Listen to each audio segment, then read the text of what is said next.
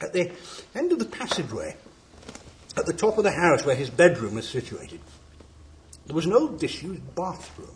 Now, he was always kept locked, but the upper part of the door was glazed, and because the muslin curtains that had once hung there had long since disappeared, one could look in and see the old lead-lined bath attached to the wall on the right, its head towards the window. Now, on the night in question, Stephen Elliott found himself, or so he thought, standing in the passageway, looking through the glazed door. The moonlight was shining into the room, and it illuminated a figure in the bath.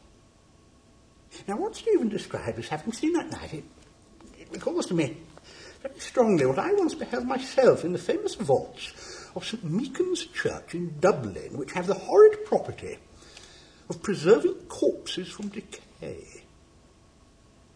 It was a figure, inexpressibly pathetic and thin, of a dull leaden colour, wrapped in a shroud-like garment, its arms crossed tightly over the region of the heart, and its thin lips crooked into a faint and dreadful smile. And as Stephen thus looked at it, a low, almost inaudible moan seemed to issue forth from those lips, and the hands began to stir. And now the terror of this quite knocked Stephen backwards, and he suddenly found himself awake to the fact that he was indeed standing on the cold boarded floor of the passageway in the light of the moon.